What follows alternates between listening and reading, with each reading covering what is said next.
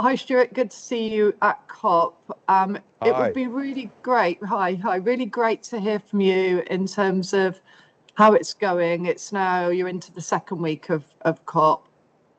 Why you're there and what your observations of things are. So COP is the annual meeting of the parties to the United Nations Framework Convention on Climate Change. So the parties are governments, states, and it's when they get together to debate issues relating to the implementation, both of the original framework and of the Paris Agreement, which was agreed 10 years ago.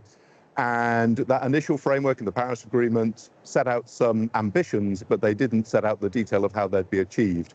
So there's a lot of really very detailed negotiation, which goes on late into the night in windowless rooms with teams of specialists going through all of those points. And of course, there's no way of forcing a nation state to do something that they don't sign up to. So this has to get unanimity between the almost 200 countries represented here. So it's a tough challenge. There are about 50,000 people here. Now, by the standards of, say, a big international trade show, that's actually quite a small number. But for a negotiation, obviously quite a lot of people gathered in one place. And it's not your first time at COP, so how have you seen things evolve and change to this point? And how optimistic are you that things are moving in the right direction? And there are a couple of obvious changes. For one thing, the United States government, the federal government, isn't represented here, though it is important to say that individual states, cities, businesses are here and playing a very active role. So it's not like America as a whole is absent. But that obviously does have an impact. Traditionally, they would have played a leadership role. They've perhaps abnegated that now, and other countries such as China, blocs like the EU, are sort of trying to understand to what extent they pick up the role that America would have played in the past. Another difference is there's perhaps less of a clear focus for this COP. So, for example, last year in Baku, we knew it was the finance COP, and we knew it was this really difficult question of how do you raise the money to support least developed countries in mitigating and adapting to climate change. So we knew that was the question. Here, this has been described as the gender COP, as the resilience COP, the adaptation COP, the mitigation COP, the COP of truth, and many other descriptions as well, the COP of the NDCs, the national plans to reduce carbon. And there are 145 different subjects on the agenda. And if you don't know which of those 145 you're really trying to get a big step forward in, it's a little concerning as to whether we'll make progress. What I'm hearing from the negotiating teams is that things are going as you'd expect. Which means that there's no agreement at the moment. You wouldn't expect that halfway through. It's only, not even at the end, it's in the overrun that you actually, finally get people to come to some conclusion. But at the moment, I'm not even quite clear what we're looking for. And that is something which concerns me a bit. And the perspective that we are looking at things from for the Net Positive Centre is very much through the lens of climate and health and those interconnections. And, I think we can all note that hasn't been a central theme in COP, or actually in many climate agendas for quite some time. And there has been Health Day, which we had last week at COP. What are your thoughts on I'm saying climate and health lens, but how critical it is that we cannot disconnect those two, and we cannot consider one without the other in any respect? So one of the things I've picked up in the general conversation, when I say general conversation, I mean not with people who focus on climate and health, is a discussion as to whether we're getting to a stage where a greater understanding of the impact that climate has on health may be one of the future drivers of climate action. So people who are looking at this picture in the round, how do we encourage and promote greater action on climate change? They are positing that a greater awareness of the impact on health might be one of the things that drives that change. And that's not something I'd heard at previous COPs myself. So that feels like it is something of a change. Now, a counter view would be something I heard on a previous occasion from a beef lobbyist who said, well, if people don't stop eating beef because they're told it's not good for their health, they're not going to stop eating beef because they think it's bad for the climate. And so that's would be a contrary view of someone saying, well, actually, do health concerns really register as much as we might imagine? But the sense here definitely is that it's moving up the agenda. And that's encouraging to hear, again, from the perspective of the team and the Net Positive Centre. Those are, you know, some of the questions that we're addressing in the work that we do. So that is, it's really heartening to see that that's not happening in isolation, and that conversation is much broader and more global than the work that we're doing, and that hopefully the work we're doing will feed into that. When it comes to academia in this space, how important are the insights, the recommendations, the wealth of work and body of work that has historically happened and is ongoing? How important is that to not only events like this, but to the ongoing decision making of the various governments and countries involved? So one thing which is really positive about this COP specifically is I think science feels like it's at the center of it in a way which I haven't seen previously. The global carbon budget, which is led by our colleague Pierre Friedlingstein at Exeter, but is the work of almost 100 universities across the world, has received incredible coverage, a lot of attention as that definitive stock tape of where the carbon cycle sits. And tipping points, led by another colleague of ours, Tim Lenton, has been used by the presidency of COP to frame the urgency.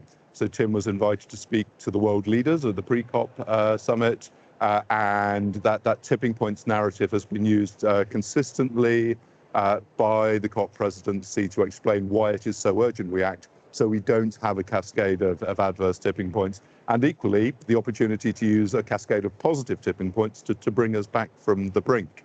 The Amazon FACE project, which another colleague of ours, Rich Betts, is the UK co-science lead on, which is a huge project in Manaus. It's been described as the world's largest climate experiment, and it's basically to understand how the rainforest will react to the higher concentration of atmospheric carbon that we'll see 30 and 50 years from now. That'll really help improve the precision of climate modeling. It'll reduce the bands of uncertainty which we see. So I'm feeling cheered by the fact that with the presidency, with the UNFCCC, with the country negotiating teams, with businesses and civil society groups here, there is a massive amount of focus on the science, a desire to understand it, to have it communicated, that the discussion is being framed in those terms, which I think is hugely helpful and beneficial. And I think this goes to a much broader point, which is that we have to ensure that science sits at the center of all decision making here. Because if policy goes down its own rabbit hole, which is really easy to do, you know, we've had Article 6 negotiations going on for days, and I think in Saturday I was on a session on paragraph 4. You know, you can disappear down the importance of the individual lines of text and get separated from what is it that's driving us spending this time talking about it all in the first place. So I think it is really very helpful to feel that science is becoming re-centered within the climate debate. That's certainly encouraging, and again, with the work that we are looking at, it's very much to identify the net positive, and that's, you know, sometimes counter when we talk about climate, because we think about it's a negative. But when it comes to requirements to adapt or to mitigate in those actions, how can we ensure a net positive health effect? So the only way to do that is to look through a scientific or academic lens, to be able to hold different sectors and different perspectives and to prevent siloed thinking. So my question is, how critical is co-production, collaboration, interdisciplinary thinking, and the breaking down of silos in when it comes to solutions that are effectively global? Yes, yeah. No, I think you're absolutely right. Collaboration between institutions, so within academia, between different institutions, then between sectors, between policy, business, academia, civil society, all of this is vital. And that interdisciplinary approach. In the summer, we had the first Exeter Climate Forum, which will be repeated again next year. And there was a wonderful session I was in where we had physicists, we had climate scientists, we had engineers and mathematicians, philosophers, ethicists, and political scientists, all talking and debating together. And it was one of the richest discussions I've been in for some time. And I was really cheered that the academic steering group, made up of climate scientists, were very aware of that need to bring people in from so many different disciplines in order to debate, in that case, the question of some of the geoengineering solutions which are being talked of, and are they right, are they wrong, and what is the basis on which we can decide whether we should even research them, let alone implement them. So that interdisciplinary approach, that collaborative approach is key. And I think there's something else as well, which is we have to reach out beyond our comfort zones. We have to speak not just with the people who already agree with us. We launched this week with the Interparliamentary Union a new global guide for politicians to climate change, and that was based off something we launched a year ago for the UK Parliament. And at the launch, Baroness Hayman, former Speaker of the House of Lords, said, "It's wonderful to see everyone in this room, the members of Parliament, but if you're in this room, you're probably not the people we need to talk to. So please, please take this guide and reach out to those who physically and perhaps also mentally are not in the room with us." And I think that's very important. And we can't just do that in a hectoring way, which can be a temptation. For heaven's sake, don't you realize how important this is? It's not going to get us very far. We have to listen to people firstly. We have to understand where they're coming from. And then from that, walk with them, journey with them, understand their concerns, and understand how we can then relate to each other. And I think that is really, really vital if we're to see progress. Yeah, I think that observation about echo chambers, we work in this space, it is very easy to feel like you're turning the dial until you step out of the echo chamber. And my role is within the communications side of the Net Positive Centre, so I'm acutely aware that there is a huge strategic communication challenge around all of this. What role do you think events like COP play in helping or possibly hindering that wider, more accessible conversation about where climate sits? Because it affects us all, but we're not all talking about it. Yeah, it's a really good question. And one of the challenges to COP is that there tends to be a lot of disinformation about COP itself.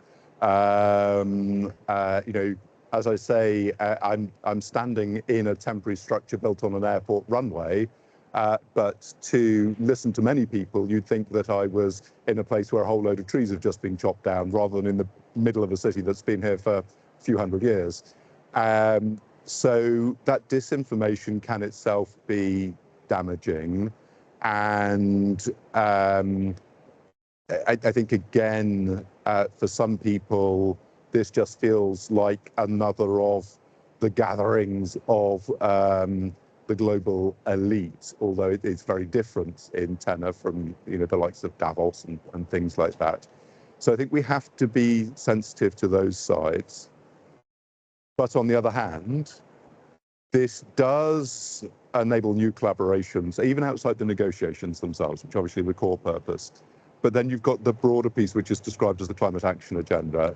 And this is where individual countries come together and form agreements as to action, where businesses can find new ways forward, and where there are conversations between civil society groups, protesters. And protesters actually play a really important role within the COP venue itself as well as outside. And so I think it does create new conversations which allow us then to go out beyond and hopefully to communicate, to share both the urgency and fresh discovery on that, but also where paths are identified to progress. And I think it is so important that we do keep talking about progress. And global carbon budget showed that emissions actually overall are slightly down this year. Now that's only because land use change emissions were down by more than fossil fuel emissions went up. And it's only a slight reduction, and we need a very significant reduction. But even so, I think it's important to see that hope. Global carbon budget also showed that 35 countries have seen their emissions, their fossil fuel emissions, go down whilst their economies were growing. So that shows that it's not automatically the case that addressing climate change needs to cause economic damage. So I think those positive messages and the messages of progress are really important to share as well. And lastly, I think it's really important to be able to look beyond the terminology, the science, the event, to, you know, actual real people in all corners of the world experiencing this thing that we're all talking about and the impact on their daily lives. And the impact is not evenly spread. So, Yes. you know, the inequalities, and looking at, again, through health, the inequalities of health impacts that are likely to be driven by this. How do you reflect on that standing inside an event? And then we know that outside of the event, people are already being affected significantly and will continue to do so? Yes, it's a really important point, because the people who will be most affected by climate change and are already being affected by climate change are those who have the least ability to do anything about it. It's the poorest countries and the poorest communities who are most at risk from sea level rises, from riverine flooding, from extreme heat, lethal humidity, crop failure, you name it. Rich countries will, of course, be affected, but less so than others. And similarly, of course, the younger you are, the more that climate change will impact you across your lifetime. It's interesting. I come from a business background, and coming from that background and being used to going to really big business meetings, it is striking that COP is far more representative of the global community than business or economic events. It isn't perfectly representative, but there is much greater proportionality between global south, global north, between different communities. The blue zone is the core of COP. It's the hot ticket to have, a blue zone pass. And there are 3,000 people representing indigenous communities who have blue zone passes, and they're an official UN constituency. They have a right to be consulted on all the agreements. Now, I think a number of those representatives would say, yes, we're allowed in the room, we're allowed to speak, but are you really listening to us? So I'm not suggesting for a moment this is perfect. But if you compare with going to Davos, which I did once go to, and it's not just the snow at Davos that's extremely white, if I could put it that way. This is more representative. And that is extremely important for these voices to be heard. And it's extremely important because by being here in person, whatever country you represent, you know, there's no hiding place. If you're a negotiator, you must sit there and face literally across the room those communities who are being most impacted. And that, I think, is one reason why COP, for all its many failings and weaknesses, is really important. it forces every country, almost every country, to be here, to listen, to hear. It removes the ability just to pretend this isn't going on and to try and hide from the realities facing particularly the most vulnerable across the world. And I said lastly, and I haven't prepared you for this question, so feel free to dodge it one way or another. But something I've been asking members of the Net Positive Centre is if they had the main stage for a minute or two, what would they say? You know, what is the message to COP in terms of what needs to happen? And there may be many messages. The key message is the urgency of action. And we cannot avoid climate change. It's already changing. It will continue to change. We're well past the point at which there's any chance of stopping that. But we still have the opportunity to step back from the most catastrophic scenarios. And those are scenarios which would see hundreds of millions of lives prematurely lost, probably hundreds of millions of people on the move in terms of forced migration because their homes became places where it was no longer viable to live. It would cost many trillions of dollars of economic damage. So even if you just want to look at this in a sort of cost-benefit analysis and ignore the human factors, and I would hope we wouldn't ignore the human factors, then failure to take action is going to be dramatically more expensive than taking action. And the urgency has never been greater. So I would hope that from this COP, we could see some strong, clear progress on the phasing out of fossil fuels, on the finance agenda, on many of the other chapters in the agenda, and sustain climate action to the point where everyone is back inside this literal big tent in which from which I'm talking to you. Thank you, Stuart. I know you've got a packed agenda, and you've still got a long time to go at this event. So yeah, I wish you well for the rest of it. But thank you for your time, and we'll look forward to hearing from you once it's complete in terms of those reflections. So thank you. Thank you. Okay. Brilliant.